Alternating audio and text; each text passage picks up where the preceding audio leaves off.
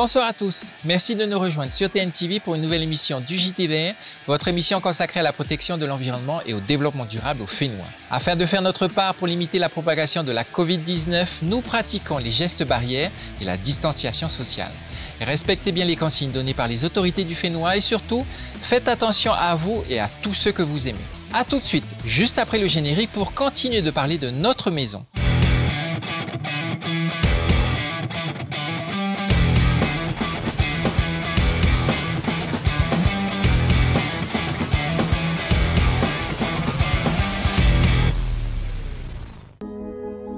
Je suis votre maison. Je suis confortable. J'abrite votre famille. Considérez-moi pour ce que je suis. Je suis votre nid douillet. Votre refuge. Je suis le sol sur lequel vous marchez. La base qui vous permet de rester debout. Les murs qui vous abritent. Le toit qui vous protège. Je suis votre maison. Si vous ne prenez pas soin de moi,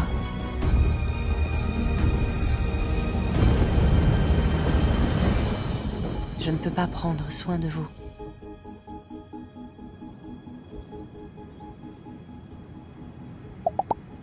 Écoutez, la nature parle.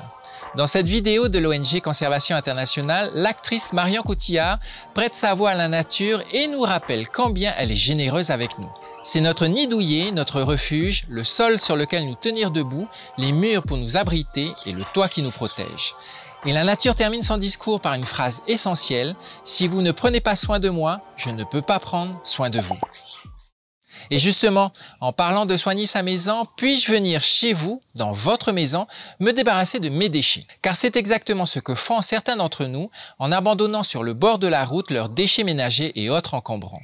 Et si la commune est bien responsable de la collecte et du traitement des déchets ménagers de ses administrés, ce service public ne signifie pas qu'il suffit de balancer tout et n'importe quoi au bord de la route sous prétexte que les agents municipaux doivent faire leur travail. Sachez que nous restons responsables de nos déchets tant qu'ils n'ont pas été pris en charge par un système autorisé de collecte et de traitement des déchets. Nous risquons donc une amende si l'on ne respecte pas les horaires de passage du camion poubelle, les consignes de tri ou encore les points d'apport volontaires. Hey copain, lorsque tu déposes ton verre dans les bornes à verre, ne laisse pas tes déchets sur place. En les abandonnant, tu es un pollueur. Tu t'exposes à une amende de 178 987 francs et à la confiscation de ton véhicule. Rapporte ton carton à la maison et dépose-le dans ton bac vert. Soyons éco-citoyens jusqu'au bout. Gardons nos lieux de tri propres et accueillants. Et si on ne le fait pas pour soi, on le fait pour notre Fénois, vous savez, l'héritage de nos enfants.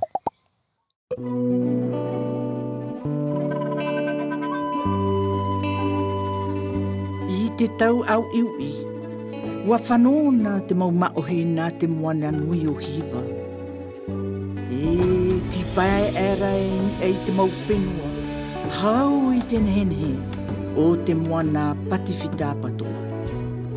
Tō tātou whenua, puro tuv iwi ore e te hau, puna ora e te more ore.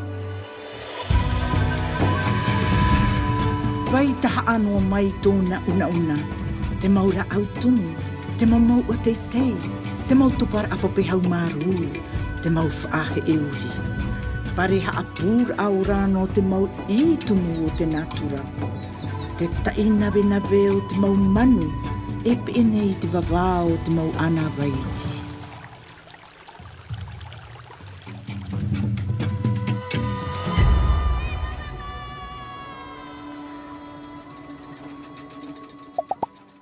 De très belles images à conserver toujours à l'esprit.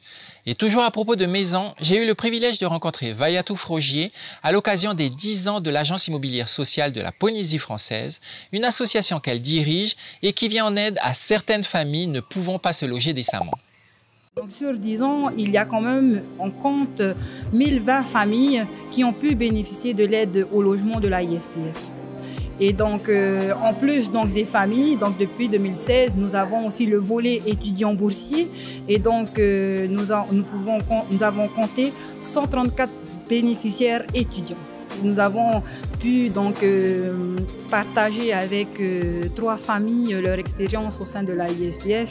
Et c'est vrai que les partages des deux mamans, en fin de compte, révèlent vraiment l'importance d'avoir un logement qui permet après de pouvoir évoluer, d'être serein tous les soirs, de savoir où est-ce que l'on va dormir et de pouvoir se focaliser sur d'autres thématiques telles que le boulot, les enfants, la scolarité et ainsi de suite. Malheureusement, donc, comme les chiffres le révèlent, là, on a quand même 30% des bénéficiaires qui se retrouvent à retourner vivre en famille élargie par manque justement d'avoir pu peut-être n'avoir pas pu se donner tous les moyens qu'il faut pour pouvoir aboutir à leurs objectifs. La ISPF, nous sommes là pour apporter un soutien, mais on ne peut pas faire à la place d'eux.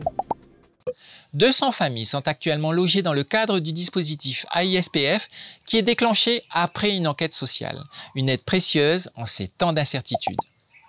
Cette semaine dans notre série Zoom sur comment réduire la facture d'électricité de la maison, en commençant par éteindre ses lumières, tout simplement. Eco Aina. Eco Aina.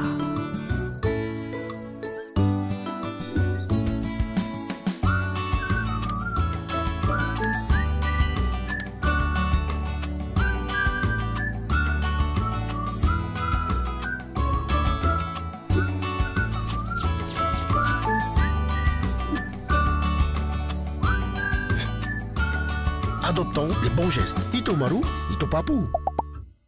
Autre geste simple à réaliser, débrancher les appareils en veille. L'ADEME, l'Agence de l'environnement et de la maîtrise de l'énergie, indique que les appareils en veille représentent près de 11% de notre facture énergétique annuelle. Encore des économies faciles à réaliser. Et pour terminer notre JT Vert, je vous propose d'avoir une pensée pour tous ceux qui ont besoin de nous, notamment les personnes malades. C'est notre coup de cœur de la semaine.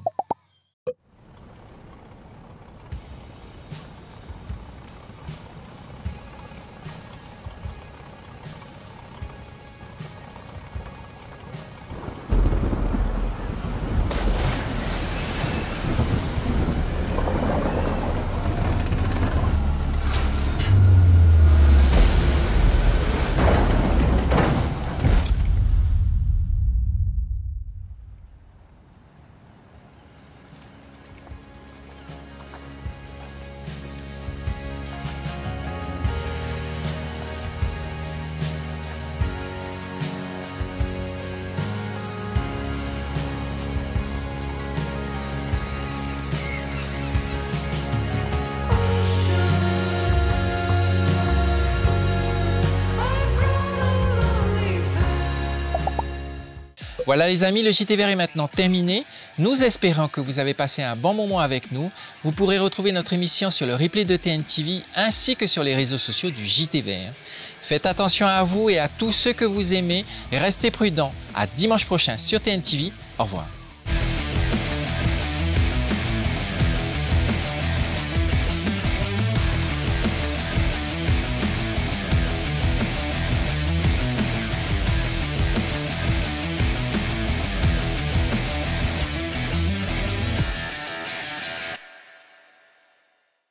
Prochainement, dans le JT Vert. Le saviez-vous? D'après les chiffres de l'ONU, 773 millions d'adultes et de jeunes à travers le monde ne possèdent pas les savoirs de base en lecture et en écriture, et cela touche une majorité de filles et de femmes. Dimanche prochain, nous parlerons instruction et alphabétisation. Et en cette période de crise sanitaire globale, savoir lire, écrire et compter est encore plus important. Rendez-vous dimanche prochain dans le JT Vert.